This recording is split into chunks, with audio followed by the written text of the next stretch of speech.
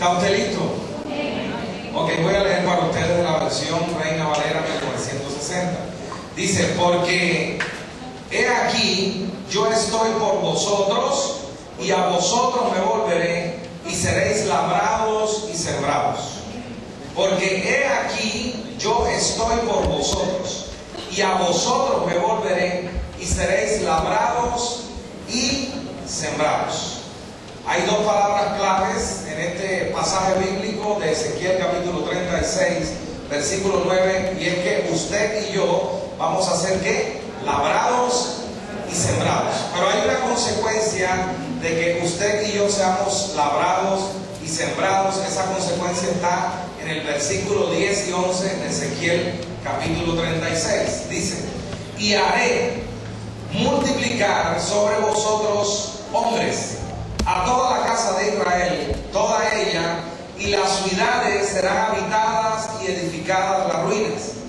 Multiplicaré sobre vosotros hombres y ganado, y serán multiplicados y crecerán, y os haré morar como solíais antiguamente, y os haré mayor bien que en vuestros principios, y sabréis que yo soy Jehová.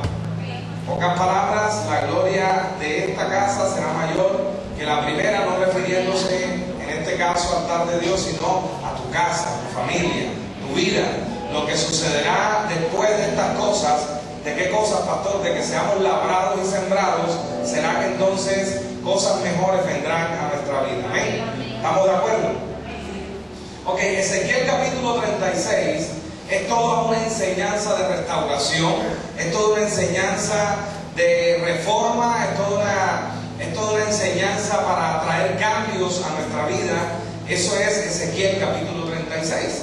Y en esta mañana lo que queremos retomar de Ezequiel capítulo 36 versículo 9 son tres promesas que están contempladas allí en el versículo que acabamos de leer, en Ezequiel capítulo 36 versículo 9. Ahí se encuentran tres promesas de las tantas promesas o de las miles de promesas que Dios nos ha dado. Ahí usted y yo podemos encontrar tres promesas. ¿Cuáles son esas tres promesas, pastor? Número uno, la primera promesa es que yo estoy con vosotros. Esa es la primera promesa. Yo estoy con vosotros. Que quiere decir que su presencia irá con nosotros en todo momento. Como la nube de Jehová estuvo con el pueblo de Israel, la columna de humo con ese mismo pueblo en las noches. De la misma manera hay una promesa de Dios, y es que para los que le buscan, la presencia de Dios irá con ellos y traerá ¿qué? Descanso. Esa es la primera promesa que Dios te da. La segunda promesa que Dios te da es: me volveré a vosotros. O sea, tendremos una visitación especial del Espíritu Santo de Dios. Jesús le dijo a sus discípulos: no salgan de Jerusalén hasta que el Espíritu de Dios no venga sobre ustedes. O sea, ya la presencia estaba. Ahora necesitaban ellos que el poder de Dios viniera sobre ellos y los cubriera para que la gracia de Dios los acompañara. O sea, Dios les estaba diciendo: yo sé que ustedes van a predicar la palabra, yo sé que ustedes van a colocar las manos sobre los enfermos y ellos van a sanar, pero no lo hagan sin antes no que recibir el poder del Espíritu Santo de Dios. Por eso dice que estaré con ustedes y vendré sobre ustedes. Amén. Y lo tercero, la tercera promesa es: y seréis labrados y sembrados. O sea, ese es el trabajo de Dios. En pocas palabras, Dios es el agricultor que te dice: vas a ser labrado y vas a ser ¿qué? Sembrado. Así que lo primero que tenemos que entender en esta mañana es que hay un doble trabajo que Dios quiere hacer con nosotros. Amén. Un doble trabajo. El primer trabajo que Dios quiere hacer es ¿qué? Labrarnos. Y el segundo trabajo que Dios quiere hacer es ¿qué? Sembrarnos. Entonces, esta mañana vamos a hablar de esas dos cosas. Nos vamos a centrar ahí. ¿En qué es que Dios nos labre? Y lo segundo, ¿qué es eso de que Dios nos va a sembrar? Amén, ¿estamos de acuerdo? Lo primero, ¿qué es la labranza? La labranza. Vamos a ir a 1 Corintios, capítulo 3, versículo 9. 1 Corintios, capítulo 3, versículo 9. Vamos bien, ¿verdad? Dice así la palabra de Dios: porque nosotros somos ¿qué? Colaboradores de Dios, y vosotros sois labranza de Dios, edificio de Dios. ¿Qué somos nosotros? Somos colaboradores de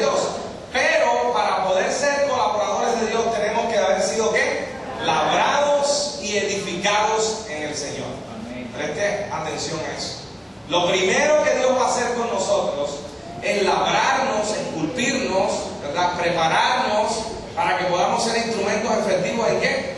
En sus manos. ¿Estamos de acuerdo?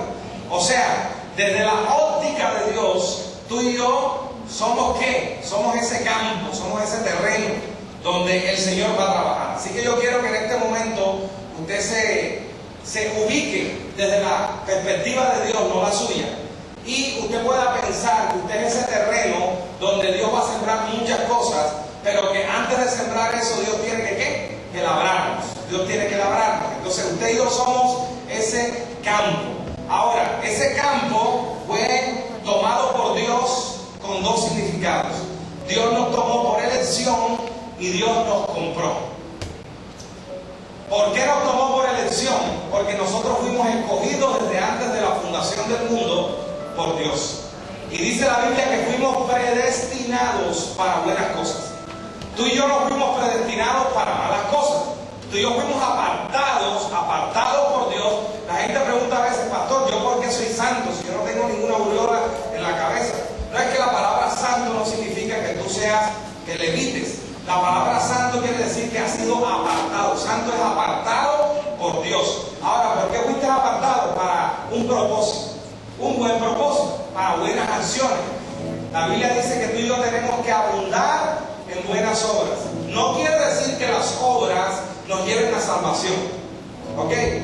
Siendo salvos, ahora tenemos que abundar ¿en qué? En buenas obras, porque fuimos escogidos para eso, para hacer buenas obras. Y lo segundo es que fuimos comprados por precio ¿de qué? De sangre. Dios entregó a su Hijo Jesús para que muriera en la cruz del Calvario. Y esa sangre que fue derramada en la cruz del Calvario fue la que hizo posible que usted y yo pudiéramos acceder a este nuevo pacto, el pacto de la gracia de Dios. Amén. Así que por dos cosas, porque fuimos elegidos y porque fuimos ¿qué? Comprados con precio de sangre. Ahora, ¿por qué es importante la labranza? ¿Por qué es importante la labranza? Porque es importante que un campesino pueda labrar la tierra desde el punto de vista del agricultor, desde el punto de vista del agrónomo, desde ese punto de vista de la tierra. Vamos a entender por qué es tan importante que Dios nos pueda labrar a nosotros. Amén. Número uno, para oxigenar la tierra. ¿Ok? Lo primero que Dios hace con nosotros, cuando usted va hacia Montería, Sincelejo y mira esa sabana, usted mira tractores que están ¿qué? Labrando la tierra, rompiendo la tierra. Y lo que están haciendo allí es sencillamente un proceso de oxigenar esa tierra. Y eso mismo es lo que hace Dios, porque muchos de nosotros cuando venimos a Cristo venimos envenenados. Muchos de nosotros cuando venimos al Señor venimos contaminados. Y Dios tiene que oxigenarnos, así de sencillo. Lo mismo los médicos cuando a veces llegamos allá a los quirófanos. Muchas veces necesitamos ser oxigenados para nuevamente volver, ¿ok? Para regresar nuevamente al proceso. Y lo que hace Dios con nosotros en este proceso de labranza, número uno, es oxigenar esta tierra. Esta tierra tiene que ser oxigenada. Lo segundo que hace el Señor es que Él prepara la tierra para que sea productiva.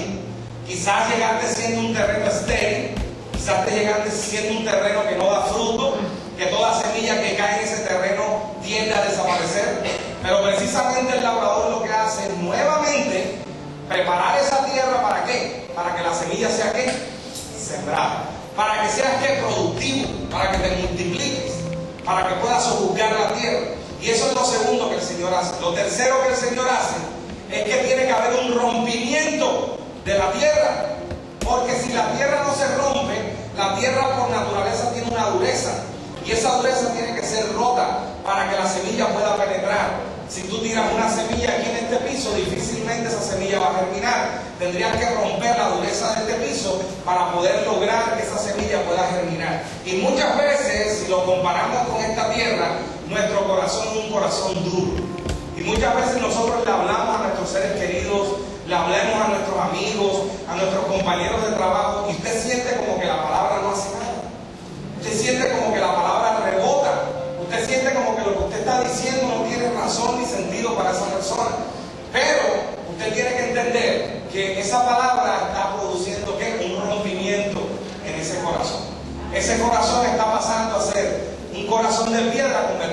corazón de carne, un corazón sensible, un corazón que pueda recibir y pueda escuchar la palabra de Dios. Amén. Ese es el proceso del labrador. Por eso tenemos que ser ¿qué? Labrados. Y lo último que el Señor hace en este proceso de labrarnos es que viene un control de fertilización. O sea, el Señor controla las plagas y las enfermedades que hay en nosotros. Amén. Muchos de nosotros venimos malitos, venimos enfermos, nuestro corazón viene dañado porque hay plagas, hay cosas ahí que no están bien, y el Señor tiene que fertilizar nuestra tierra para que quedemos listos después de ese proceso para poder ser sembrados. ¿Me está comprendiendo? Amén, hasta ahí. Ahora vamos al segundo punto después de ser labrados, y tiene que ver con ¿qué? Con la siembra. ¿Qué es la siembra? La siembra es el proceso de plantar una semilla en la tierra, así de sencillo. La siembra es el proceso de plantar una semilla en la tierra. Una tierra que ha sido ¿cómo? Labrada. Después de haber sido labrada, se me olvidó decirles esto, en ese proceso de labrar, de ser labrados, hay mucho dolor. La gente no quisiera vivir experiencias así. Y la gente a veces dice, cuando vine a Cristo empezaron las cosas a ponerse difíciles. Pero Dios tiene que ordenar muchas cosas y ese orden duele. Pero he aprendido a través del tiempo que el dolor no se evita, sino que se enfrenta. Y quizás en principio sea fuerte, pero después te vas a reír, tú te vas a reír. Amén. A veces este proceso trae también algo que se llama poda. De eso no vamos a hablar ahora. Pero la poda duele, porque te cortan cosas que durante mucho tiempo te has acomodado y no quieres que se te quiten. Y cuando te las quitan te duele. Cuando se le quitan esas cosas a uno le duele. Pero a veces es necesario desacomodarnos para luego acomodarnos. Amén. Como debe ser. Amén. ¿Estamos de acuerdo? Después de que ese terreno ha sido preparado y todas las cosas están claras y todo está en orden y nuestro Señor, el agricultor, lo ha hecho de esa manera, viene entonces el proceso de la siembra. La siembra es el proceso de plantar una semilla en la tierra. La siembra en la Escritura tiene varias connotaciones o aplicaciones o puntos de vista. El primer punto de vista es que muchas veces la semilla, que es la que se va a sembrar en la tierra, tiene la connotación de ser una semilla de fe. Número uno, tiene una connotación de ser una semilla de ¿qué? De fe. Lo segundo que muchas veces sucede es que la semilla es una semilla que es la palabra de Dios. La palabra de Dios, dice la Biblia, es la semilla que es sembrada, pero también tiene la connotación de fe. Y lo tercero que toma como punto de vista el Señor es que la semilla es un símbolo de nuestra vida. En este caso, para el caso de hoy, para el ejemplo de esta enseñanza, la semilla que Dios ha tomado, la semilla que Dios está labrando y que Dios va a sembrar, ¿cuál es? No es fe, no es la palabra. Diga, soy yo. Ezequiel 36, versículo 9 está hablando de nosotros. Porque dice, nosotros o vosotros seréis ¿qué? Labrados y sembrados. Eso es lo que está diciendo. Entonces está hablando de una semilla en particular. Esa semilla somos nosotros. Amén. Y escúcheme lo que le voy a decir. El Padre nos labra como tierra. Escúcheme, nos labra como tierra, pero nos siembra como semilla. Por tal razón, el nombre de este mensaje es una semilla sembrada en el útero de la tierra. Ese es el nombre de este mensaje. Una semilla, que somos nosotros, sembrados en el útero de la tierra.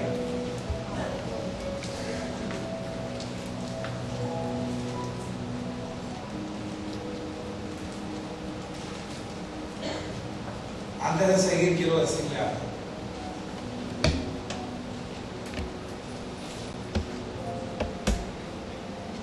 La semilla, hablando en términos de familia, la semilla, la aporta el hombre. y el útero lo aporta la mujer. Escúcheme esto que es importante. En el hombre, en esa semilla que el hombre aporta, está concentrado el ADN y el potencial de las cosas espirituales que un día se van a manifestar aquí en la vida. El hombre tiene la responsabilidad dada por Dios de sembrar en el útero de la mujer una semilla que tiene el potencial espiritual de más adelante manifestar las cosas espirituales para las cuales usted fue predestinado. Pero la mujer tiene la responsabilidad a través del útero de proporcionar los nutrientes que esa semilla necesita para que se convierta en algo poderoso aquí en la tierra. Pastor, solamente allí no. La mujer tiene una función fundamental aquí. La Biblia dice que quien haya mujer haya la bendición de Dios. Amén. Preste atención. En la mujer está la bendición para las generaciones. En la mujer está la bendición.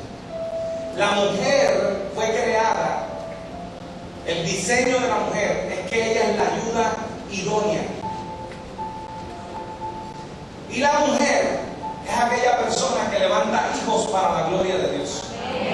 O sea que no solamente la mujer tiene la función, y quizás yo diría que son funciones secundarias, y ese no es el llamado de la mujer, aunque en este tiempo no podríamos nosotros juzgar eso.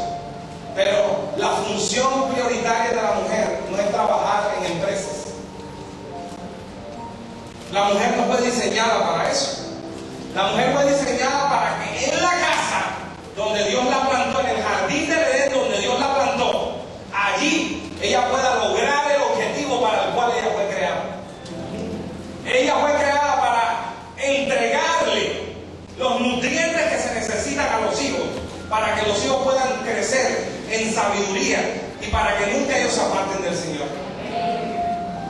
Ahora, ella es la que tiene la responsabilidad de hacer explotar o de presionar para que se rompa ese cascarón, esa semilla, y pueda germinar ese potencial que fue sembrado por el hombre cuando la semilla fue colocada.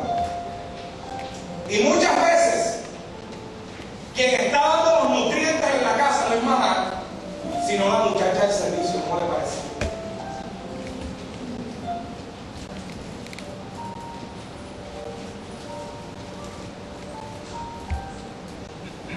¿Está comprendiendo? Amén. Es tan importante. Por eso el Señor dijo: dejarás a padre y madre y te convertirás en una sola ¿qué? Una sola carne. Es un misterio, pero ahí está todo. Entonces el hombre es importante. En la casa no puede faltar papá. Y hay hombres que dicen, y hay mujeres, con el respeto, se los digo con dolor en mi alma, pero hay personas que dicen, que falte el hombre, pero una mamá que nunca falta. O que falte la madre, pero un papá no puede faltar. Yo quiero decirle esta tarde, ni uno ni otro. Los dos tienen que estar en el proceso para que esa semilla pueda crecer sana para los propósitos que fueron dados por Dios. Hay cosas importantes que papá tiene que colocar allí y hay cosas sumamente importantes que mamá tiene que darle a esa semilla para que esa semilla pueda crecer bien. ¿Me lo reciben esta mañana? Amén.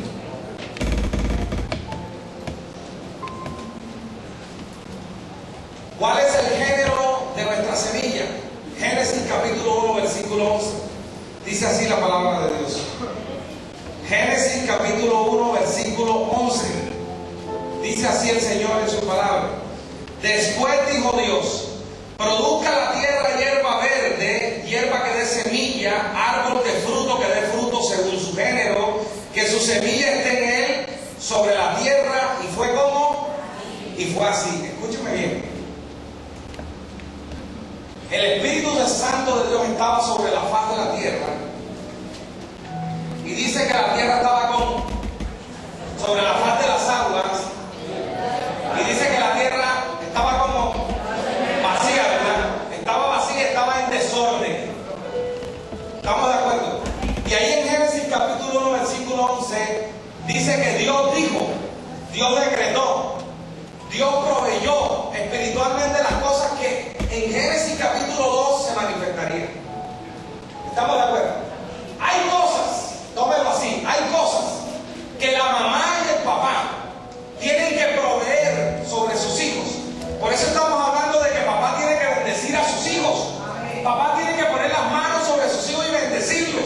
Porque hay algo del cielo que se está derramando sobre el hijo, sobre las generaciones que vienen. Y si no provees, si no profetizas lo que quieres que suceda con tus hijos más adelante, nunca verás la manifestación de lo que espiritualmente te está sembrando en tus hijos hoy. Tú tienes que proveer eso antes. Y tú fuiste apartado para buenas obras. Las buenas obras no son cosas materiales. Es lo que de la abundancia del corazón tú tienes para darle a tu familia, a tus hijos. Por eso tú no te puedes quedar callado. Tú tienes que, la esposa y el esposo están allí para declarar sobre los elementos, sobre los hijos y sobre lo que quieren que suceda más adelante. Si tú no provees espiritualmente, hoy no vas a recoger mañana.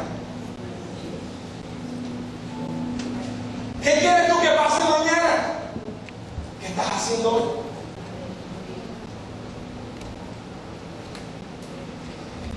¿Qué quieres tú que se desate mañana en tus hijos? ¿Qué estás desatando hoy en el espíritu? ¿Qué nutrientes tú le estás dando a la semilla?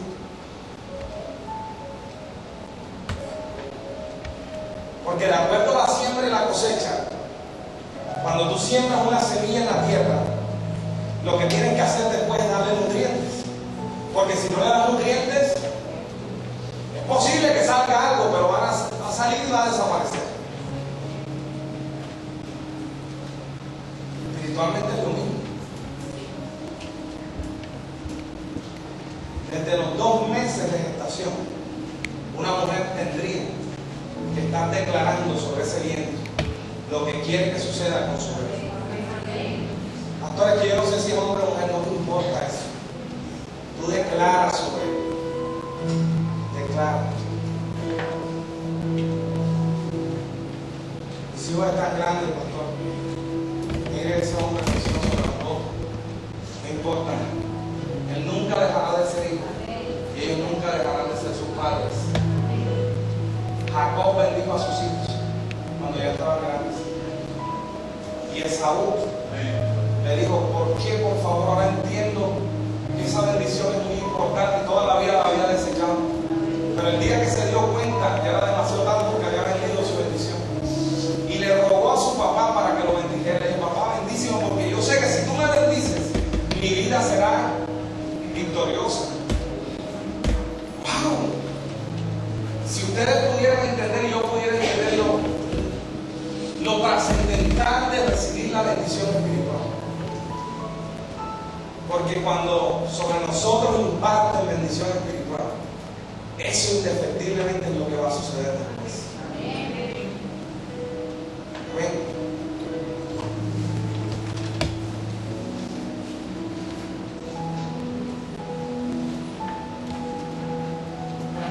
Hay una pregunta: ¿cuál es la forma espiritual que llevan por dentro? Porque la semilla, dentro de la semilla está la forma espiritual de lo que después sucederá. ¿Qué es lo que primero hacemos cuando nos comemos el fruto? Botamos la semilla. Pero no nos imaginamos el poder que lleva una semilla por dentro. ¿Sabe una cosa, iglesia? Hay muchos de nosotros que hemos desechado a las personas. Aún dentro de la misma iglesia, la iglesia de Cristo, hay gente que la desechamos dentro de la iglesia. Y la iglesia es un útero, creo que sepa. La iglesia es un útero donde mucha gente viene para desarrollarse, pero muchos de nosotros, incluyéndome a mí, lo que hacemos son abortos espirituales. Porque las personas se van heridas de este lugar y nunca más quieren volver al Señor, que no tiene la culpa, porque nosotros le presentamos a un Cristo equivocado.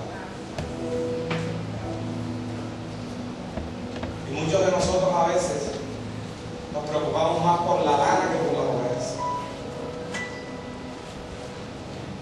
Y a veces dentro de la misma iglesia estratificamos a las personas, a la semilla. Y a veces decimos, esta semilla es buena y esta semilla es un poco buena, esta es regular y esta es mala. Esta es mala y decimos que esta es mala porque no tiene plata para dar aquí. Esta es mala porque viene mal vestida. Esta es mala porque viene con harapos. Esta es mala porque no me cae bien. Esta es regular, pero esta es buena porque tiene lana, porque tiene carro, porque tiene una camioneta. Y estamos más pendientes de esas que de las otras.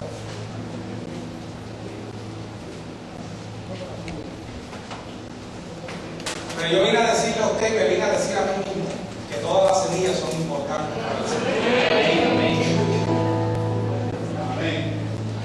Usted no sabe si esa semilla que usted está desechando hoy aquí en la iglesia, usted no sabe si a lo largo de los años, en el proceso de Dios, esa semilla que usted desechó se va a convertir en un árbol frondoso, donde ahora a usted le toca meterse a recibir la sombra de ese árbol y los frutos que ese árbol da. Amén.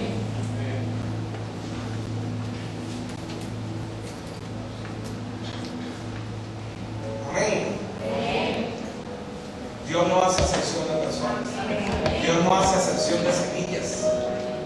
Dios nos ve a todos con el mismo cristal. Mateo capítulo 13. En Mateo capítulo 13 hay 3 parábolas y todas tienen que ver con siembra y cosecha. La primera parábola es la parábola del sembrador que todos conocemos. Y esa, la semilla, ¿cuál es? La palabra de Dios. Dice que la palabra cayó en pedregales, dice que la palabra cayó en lugares áridos, y dice que la palabra cayó en buenos terrenos. Entonces usted sabe qué es lo que pasó con la palabra de Dios, ¿verdad? La pisoteamos y todas esas cosas. Y yo creo que eso lo tenemos claro. Pero la segunda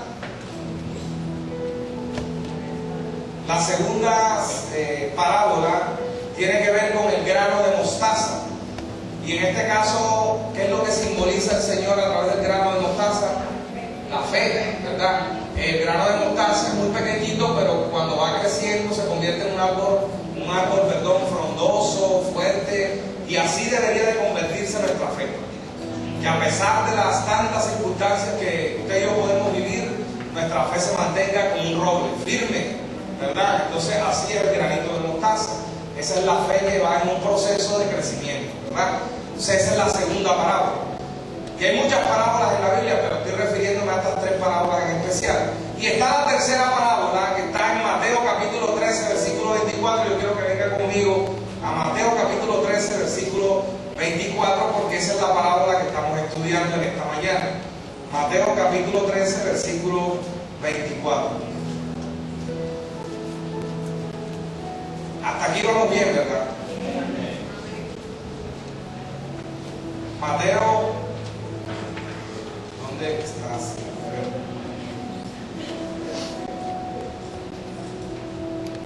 Mateo capítulo 13, versículo 24. Voy a leer para ustedes en esta mañana.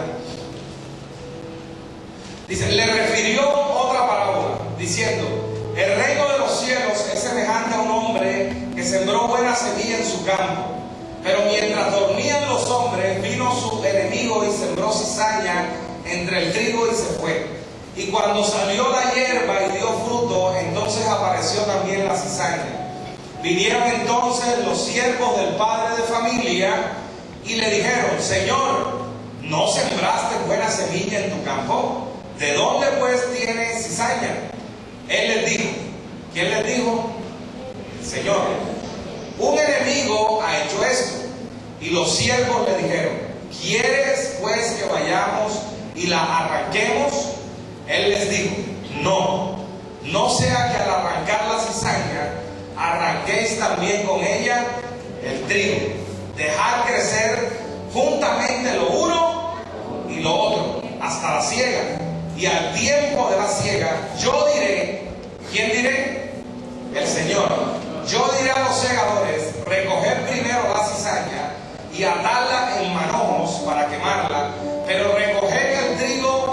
en mí granero. Santo Dios. Gracias, Señor. Preste más atención acá.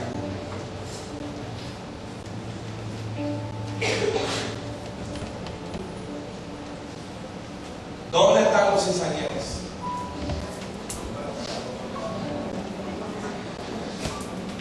Familia, yo sé que aquí no pasa, pero para que usted sepa que pasa. Muchos de nosotros, me incluyo yo estoy saliendo de este paquete, muchos de nosotros vivimos buscando cizañeros dentro de la iglesia. Y la Biblia dice que muchas veces, aún dentro de la misma iglesia, no se sabe ni quién es el trigo ni quién es la cizaña. Me da mucha pena con ustedes, pero aún a veces hasta el que predica puede ser cizaña. ¿Cuánta gente no viene a la iglesia con la motivación equivocada? ¿Cuánta gente no levanta sus manos y cuando sale de aquí fornica? ¿Cuánta gente no levanta sus manos y cuando sale de aquí adultera? ¿Cuánta gente no levanta sus manos santas, dice el Señor, pero cuando salimos de aquí entramos a pornografía? ¿Cuántos de nosotros no salimos de aquí a manipular, a traquetear, a echar mentiras, a tener malos pensamientos? ¿Cuántos salimos de aquí y nos masturbamos? Le pegamos a nuestras esposas. Somos luz en la calle, pero en la casa somos oscuridad. Somos ejemplo para otros, pero en la casa no nos quisieran tener de ejemplo. Pero venimos a la iglesia y decimos, somos la buena semilla. Pero solamente hay uno que sabe quién es cizaña y quién es trigo. Y eso no nos compete a nosotros buscar. Eso le compete a Dios. Ahora, hay un campo donde nosotros venimos a prepararnos para hacer trigo. Hay un lugar donde nosotros nos edificamos y nos preparamos y nos equipamos para hacer esa buena ¿qué? Semilla. Ese campo es la iglesia. Pero, después de que Jesús habló a las multitudes y les enseñó acerca de la parábola del trigo y la cizaña, dice la Biblia que se apartó con sus discípulos a la casa espiritual, o sea, la iglesia. O sea, nosotros somos hijos de reino. Todos los que estamos aquí somos hijos de reino. Y hemos sido apartados por Dios para que Él nos enseñe y nos muestre qué es trigo y qué es cizaña. Pero tú y yo no fuimos apartados para estar en esta casa. Tú y yo fuimos apartados para ser sembrados en otro campo, no en este campo. Nuestra finalidad no es ser sembrados aquí. Hay gente que le gusta estar sembrada aquí, pero tú no naciste para ser sembrado aquí. Aquí tú te preparas, aquí tú recibes lo que necesitas para que ahora tú seas sembrado en otro campo, y ese campo es el mundo. Allá afuera es donde verdaderamente tú y yo tenemos que estar sembrados. No aquí. Aquí es muy fácil levantar las manos, aquí es muy fácil adorar a Dios, aquí es muy fácil ser santos. Pero es allá donde tú y yo tenemos que ser levantados de otra manera. Y entonces Jesús le dijo a sus discípulos, vengan conmigo, que les quiero enseñar cómo es este asunto. Yo los llevo a Mateo capítulo 13, versículo 36. Y ahí Jesús le habla a sus hijos, a nosotros. Ya las multitudes se quedaron allá, ahora nos habla a nosotros y nos dice: entonces, despedida la gente, entró Jesús en la casa aquí en la casa, y acercándose a él sus discípulos le dijeron: explícanos la parábola de la cizaña del campo. Respondiendo él les dijo: el que siembra la buena semilla es el Hijo del Hombre. O sea, el sembrador, ¿quién es? Dios. Claro, ese es el sembrador. Segundo, el campo es el mundo. El campo es el mundo, no la iglesia. El campo es el mundo. La buena semilla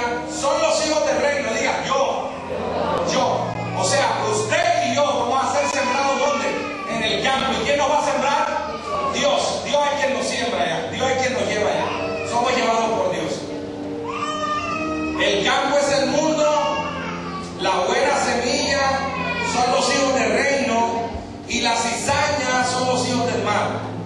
El enemigo que la sembró es el diablo. La siega es el fin del ciclo y los segadores son los ángeles. De manera que como se arranca la cizaña y se quema en el fuego, así será en el fin de este siglo. Enviará el Hijo del Hombre a sus ángeles y recogerán de su reino a todos los que sirven de tropiezo y a los que hacen iniquidad.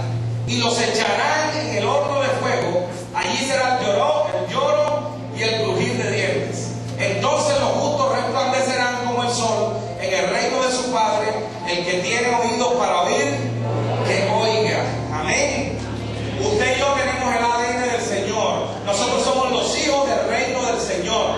Somos los hijos de Dios. Pertenecemos al reino de los cielos. Nuestra ciudadanía es del cielo. Pero usted y yo no militamos en la iglesia. Usted y yo estamos apartados para militar allá en la calle. Usted y yo estamos apartados para impactar al mundo con la palabra de Dios. Amén. De la abundancia del corazón habla la boca. Y hay gente que está en empresas, en las casas, y nunca le hemos hablado a nuestra gente de Dios. Pero queremos discipular aquí dentro de la iglesia, y le quiero decir que está bien porque hace parte del equipamiento, pero también necesitamos hablar y enseñar allá afuera. Necesitamos ser luz allá afuera. Necesitamos hacer discípulos allá afuera. Porque resulta que el mundo se está metiendo en la iglesia y tiene que ser diferente. Nosotros somos los que tenemos que meternos allá afuera. Amén. Cada quien tiene su sabor, cada quien tiene su gracia, cada quien tiene su manera de hacerlo. Yo lo hago de esta manera, usted lo hará de otra manera, pero Dios lo usa porque Dios se mueve en la multiforme gracia. Lo importante es que si usted está lleno del amor de Dios, y si usted está seguro de la identidad de que usted es hijo del reino del Señor, y usted tiene visión del reino, usted quiere que allá afuera expandir el reino de los cielos. Amén. Y no lo digo por un devocional, ni esta prédica no es por el devocional. Pero aquí hay personas, por ejemplo, como la señora Mónica, que ella a nadie le dice nada, pero ella está expandiendo el reino con los devocionales. Y hay una persona que se llama Carlos, que trabaja en Santa Marta, y el trabajo le permite estar aquí desde los viernes. Se capacita aquí en la iglesia el viernes, el sábado y el domingo. Y el resto de la semana trabaja en una muy buena empresa en Santa Marta, pero ya tiene un grupo de 17 personas y los está discipulando. ¿Está comprendiendo? Usted en su empresa, en su casa, la muchacha del servicio, cójale, siéntele y diga, mijita, te voy a hablar por 2 horas, el Señor ven acá, te voy a capacitar, porque muchas veces usted se va y la que queda con sus hijos es la muchacha. Y usted necesita que esa muchacha le hable de Dios a sus hijos también. Así que usted la tiene que discipular, es su discípula también. Son una semillita que Dios quiere hacer cosas grandes con ella. No ve que esa semilla fue la que le habló a Naamán. La muchacha del servicio fue la que le habló a Naamán. Y le dijo, Naamán, ¿tienes lepra? Y Naamán, ¿cómo así? Yo soy general del ejército de Siria. ¿Qué tú vienes a decir? Tienes lepra, estás en pecado. La muchachita estaba conectada con el cielo. Y es más, no solamente eso, le dio el diagnóstico y le dijo a dónde tienes que ir para limpiarte de esa lepra.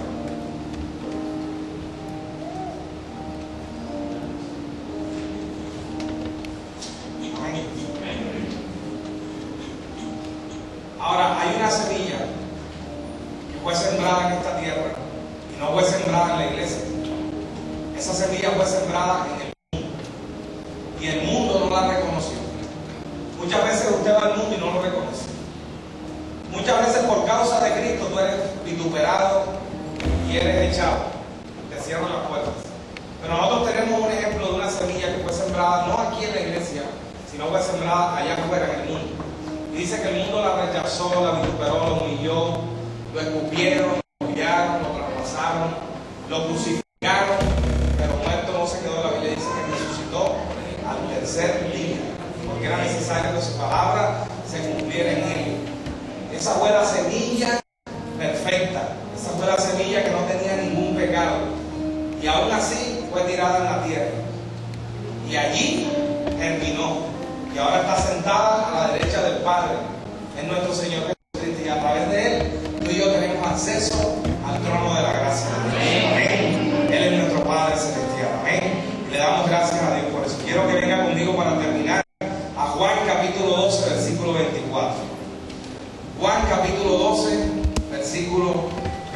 parte.